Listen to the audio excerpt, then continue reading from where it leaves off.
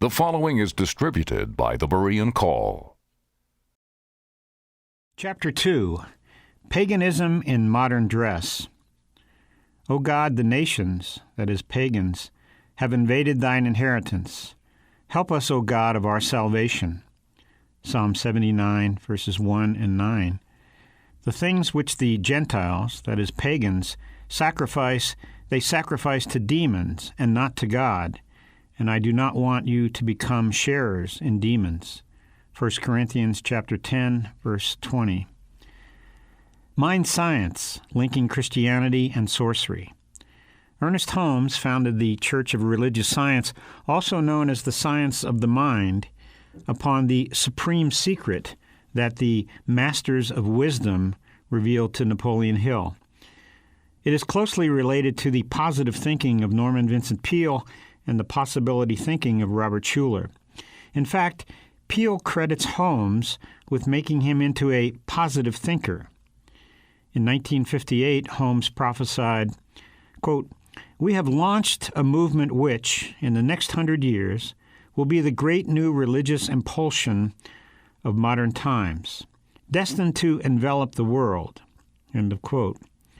Here's the way Holmes explained this supreme secret. Quote, "Science of mind teaches that the originating, supreme, creative power of the universe, the source of all substance, the life in all living things, is a cosmic reality principle which is present throughout the universe and in every one of us. Science of mind teaches that man controls the course of his life by mental processes which function according to a universal law, that we are all creating our own day-to-day experiences by the form and procession of our thoughts. Man, by thinking, can bring into his experience whatsoever he desires." End of quote. This most basic idea of ancient sorcery has taken firm hold in our modern world. It is the cornerstone of the human potential movement and the essential ingredient in success motivation PMA seminars. It has also become the major link between sorcery and Christianity. Though expressed in slightly different phrases, it is the common language of all those who have, wittingly or unwittingly, replaced faith in God with a self-serving faith in some mysterious force that can be used by our minds to get what we want. Norman Vincent Peale is, of course, one of the most successful evangelists of the power of the mind. He explains it like this, quote, "Your unconscious mind has a power that turns wishes into realities when the wishes are strong enough." End of quote. Is God a placebo? Robert Schuller's possibility thinking is the same product as Peale's positive thinking, marketed under a different brand name. Schuller declares, quote, "Now, believe and you will achieve." End of quote. Paul Meyer, the president of the Success Motivation Institute, expresses it in this way, quote, "Vividly imagine, sincerely believe, ardently desire, enthusiastically act, and it must inevitably come to pass." End of quote. Paul Yonggi Cho declares, quote, "Through visualization and dreaming, you can incubate your future and hatch the results." End of quote. Such teaching has confused sincere Christians into imagining that faith is a force that makes things happen because they believe. Thus, faith is not placed in God, but is a power directed at God, which forces Him to do for us what we have believed He will do. When Jesus said on several occasions, quote, "Your faith has saved you," that is, healed you, end of quote, He did not mean that there is some magic power triggered by believing, but that faith had opened the door for Him to heal them. If a person is healed merely because he believes he will be healed, then the power is in his mind, and God is merely a placebo to activate his belief. If everything works according to the laws of success, then God is irrelevant and grace obsolete. All one needs to do is to exercise Hill's power of belief. On an Amway motivational tape, Robert Schuller sums it up. Quote, "You don't know what power you have within you. You make the world into anything you choose. Yes, you can make your world into whatever you want it to be." End of quote. Such ideas are accepted in the world as sound PMA principles and are becoming increasingly popular within the church. For example, in March 1985, the large and evangelical Prestonwood Baptist Church in North Dallas, Texas, hosted the first annual Christian Leadership Conference. The featured speaker was Paul Yonggi Cho, who almost always presents excellent biblical teachings, sometimes unfortunately mixed with occult ideas of visualization and mind power. Sharing the platform with him on March 18th was Mary Kay Ash, founder of Mary Kay Cosmetics. In her talk, she indicated that she had learned some powerful success principles from a book by Claude Bristol. In fact, it is a classic example of basic occultism being passed off as mind power, accepted under that guise by Christians and confused for faith. Mrs. Ash said, quote, "Claude Bristol wrote a book called The Magic of Believing, and in that book he said, 'Is there something, a force, a factor or power, call it what you will, which a few people understand and use to overcome their difficulties, then to achieve outstanding success?' He," that is Bristol, said, "Gradually I discovered that there is a golden thread that makes life work. That thread can be named in a single word, belief." Now, I know that Bristol was not too concerned with what people believed. He simply saw in action the power of belief, and he recorded what he saw. End of quote. Faith in God, or faith in faith. Many sincere Christians have been influenced by the sorcerer's gospel to imagine that faith has some power in itself. Once again, to them, faith is not placed in God, but is a power directed at God, which forces him to do for us what we have believed he will do. At the very least, this makes God subject to alleged laws that we can activate by faith. At worst, it eliminates God from the process altogether, putting everything in our own hands and thus turning us into gods who can make anything happen by our own power of belief. If everything works according to such a law, then God is no longer sovereign and there is no place for grace. All one needs to do is to exercise this power of belief. That is the basic idea behind sorcery. In contrast, Jesus said, "Have faith in God," Mark chapter 11, verse 22. Faith must have an object. It is unreserved and absolute trust in God. There is no one and nothing in the universe that can be trusted totally except God. True faith grows out of an obedient relationship with Him. God answers prayer on the basis of His sovereignty, wisdom, mercy, and grace, not because some law compels Him to act. He cannot be manipulated by man or angels through mental processes, spoken words, or any other device. The sorcerer's goal, masters of our fate. If we can make God or some cosmic force do our bidding by the thoughts we think or words we speak, then we have achieved the sorcerer's goal. We have become masters of our own fate and can make anything happen that we want to happen simply by believing that it will happen. The power is in our belief, and God Himself must do what we believe He will do, because whatever we believe must come to pass. Rampant among Christians today, this seductive idea is exactly what these masters taught Hill and exactly what he came to believe and teach, that he could become a master too. Quote, "Know your own mind, live your own life. You can make your life what you want it to be. Self-confident faith in yourself is an indispensable ingredient for good living. A healthy ego makes you more receptive to the influences which guide you from a region beyond the power of our five senses to know. Unseen, silent forces influence us constantly. There are unseen watchers. I can find faith which vastly enlarges my powers. Always I know I am the master of my fate. I am the captain of my soul." End of quote. That was the attractive bait on the hook, and it led Napoleon Hill ever deeper into sorcery. He rejected the God of the Bible and the Christian faith that his father crudely tried to force into him when he was a boy, and instead opted for an impersonal force or universal mind, which he called God. What Hill embraced was basic Hindu-Buddhist occultism, including reincarnation, spirit mediumship, and automatic writing. The promotion of sorcery is not hidden in an obscure sentence here or there, but is plainly declared as the major theme woven throughout his books.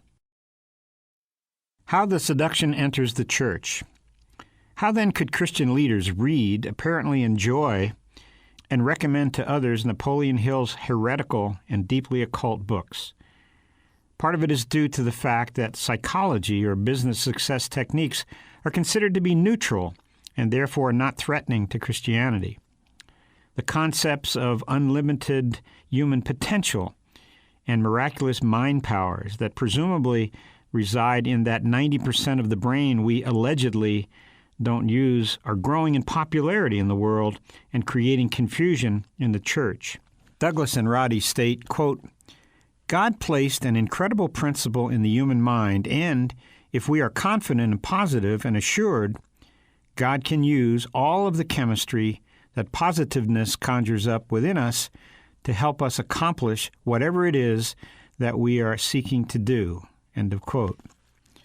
This is a mixture of truth and error that sincere Christian leaders are bringing into the church.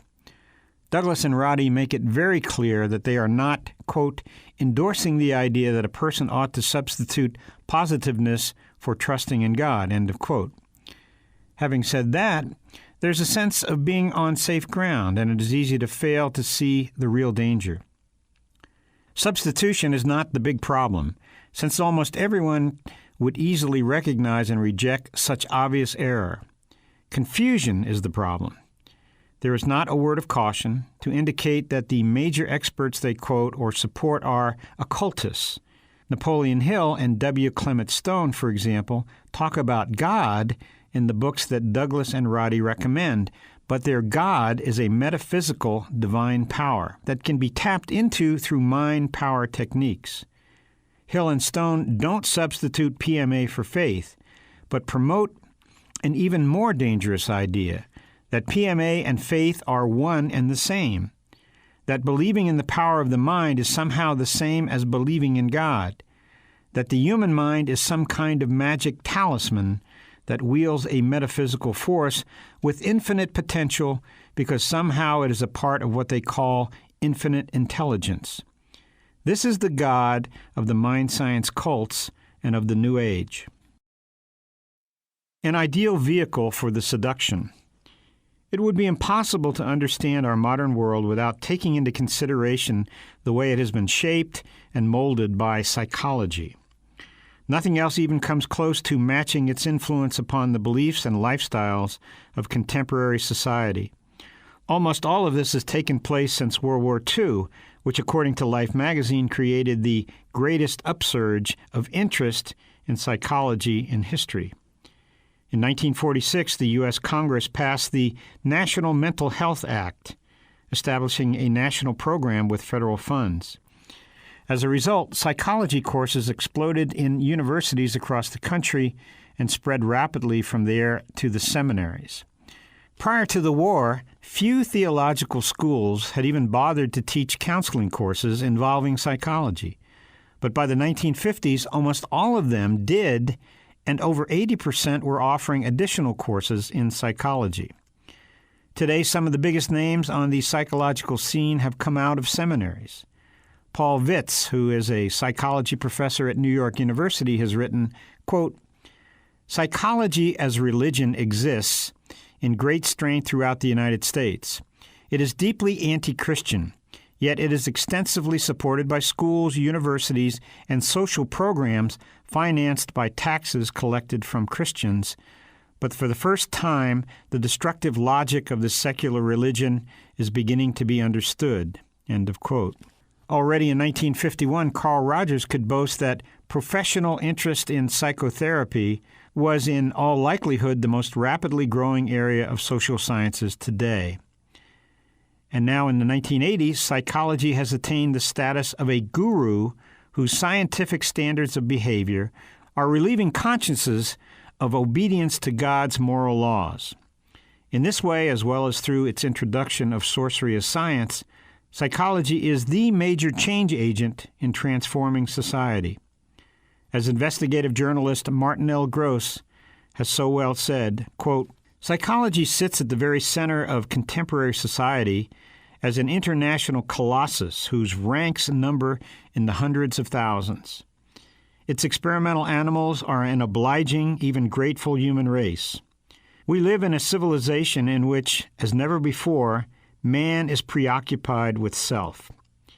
As the Protestant ethic has weakened in Western society, the confused citizen has turned to the only alternative he knows, the psychological expert who claims there is a new scientific standard of behavior to replace fading traditions. Mouthing the holy name of science, the psychological expert claims to know all. This new truth is fed to us continuously from birth to the grave." End of quote.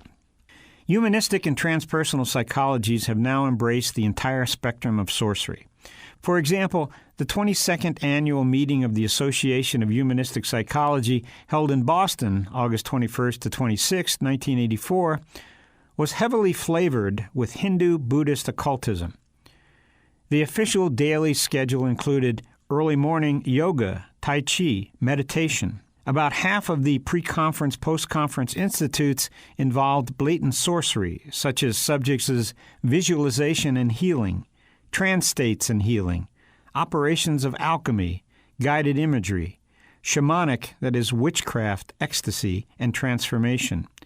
Being the wizard we are.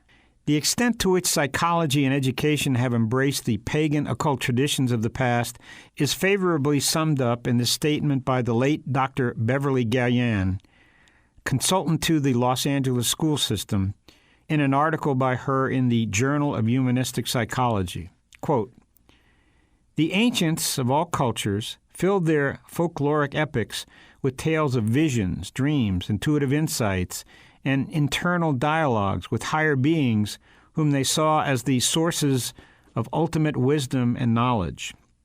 By accepting as true the narratives of spiritual seekers from all cultures, we now have evidence of various levels of consciousness possible to human beings.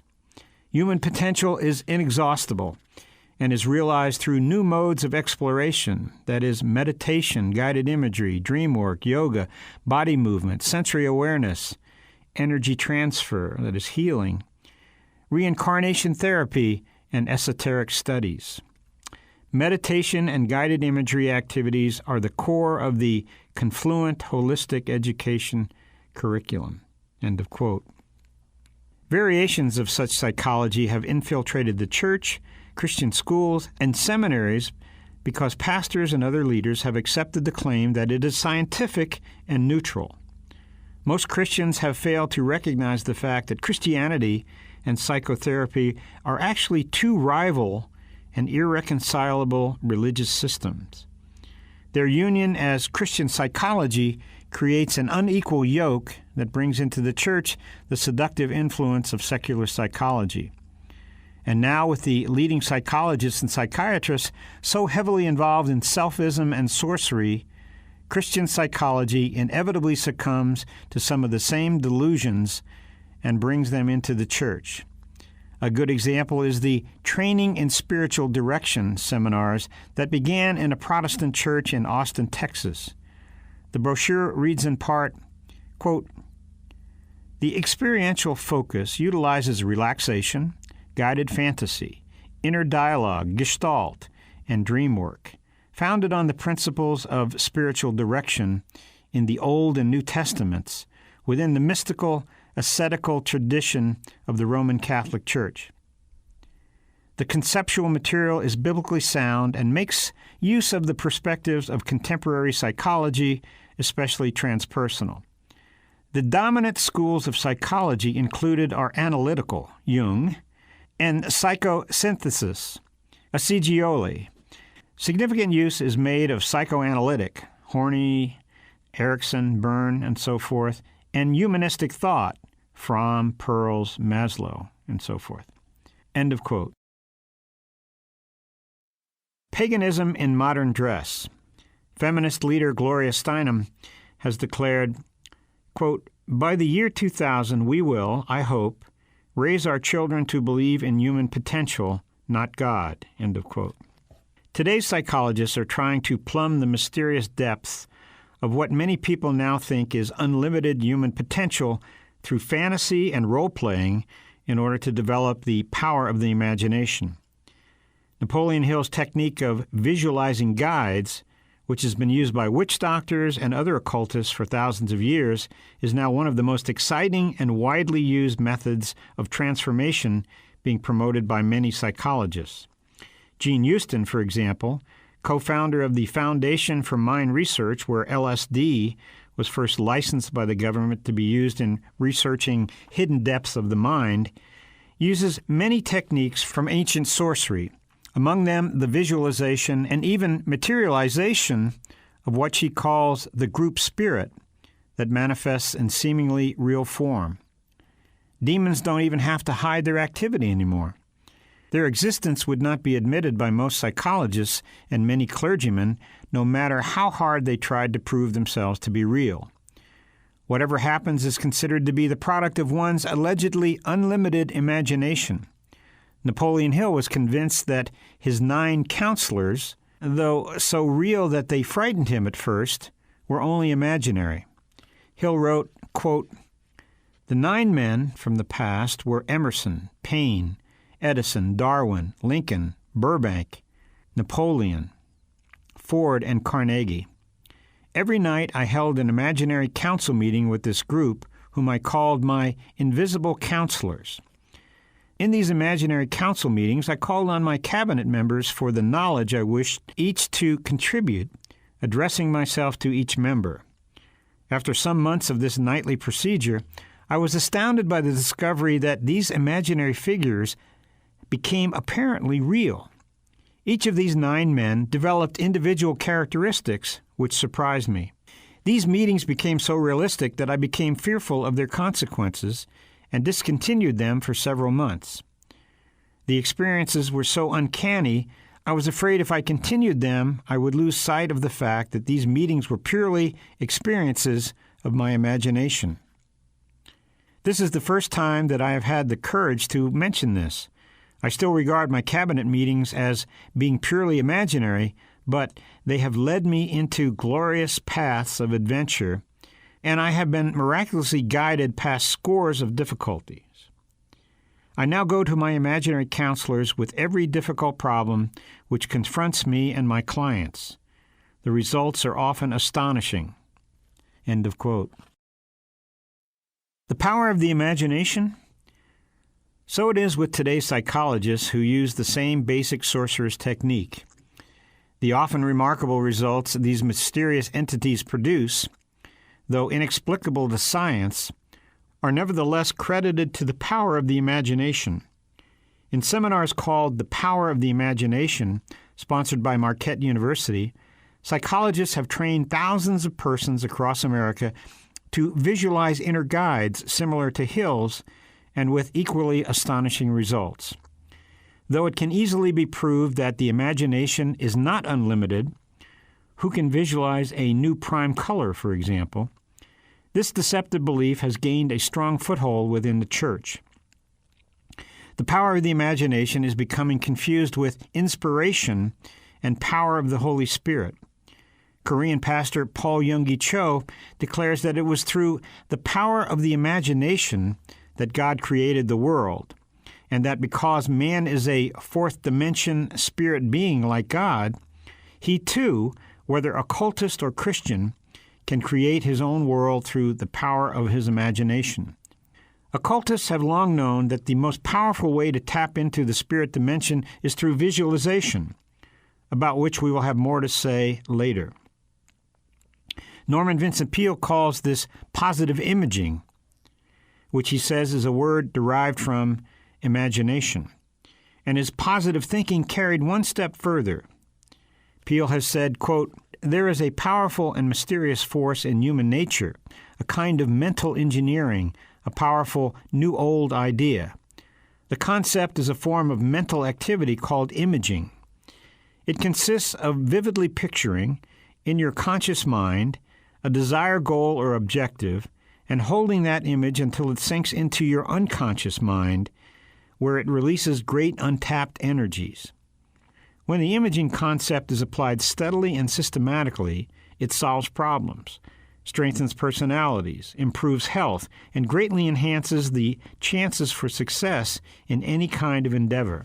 Quote, "The idea of imaging has been around for a long time, and it has been implicit in all the speaking and writing I have done in the past." End of quote.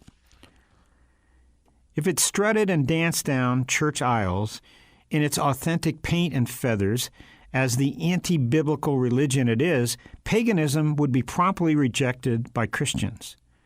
But when dressed in a business suit, clerical collar, or robe and introduced to the congregation as the latest innovation in theology, psychology, medicine, business success, and self-improvement techniques for developing human potential, seductive sorcery is warmly embraced as a true friend and supporter of Christianity. What we will be documenting in subsequent chapters is far more than isolated pockets of error. Not only is its extent staggering, but sorcery within the church follows a pattern that fits precisely the biblical warnings from Jesus and his disciples concerning a great deception that would sweep the world in the last days. Therefore, it is necessary, first of all, to understand the prophetic context in which the seduction is taking place. Please visit our website, thebereancall.org, to access our radio archives going back to 1999 and our newsletter going back to 1986. We offer daily updates by email or visit us on Facebook or Twitter. Are you looking for information about a specific topic? Go to thebereancall.org and click on Topics at the top of the page. Our online store is thebereancall.com. We offer a wide variety of books, tracts, CDs, and DVDs. Note that most of our ebooks are free. I'm Gary Carmichael. Thanks for tuning in, and we hope you can join us again next week. Until then, we encourage you to search the Scriptures 24/7. Though none go with me, I still will follow. No turning back, no turning back.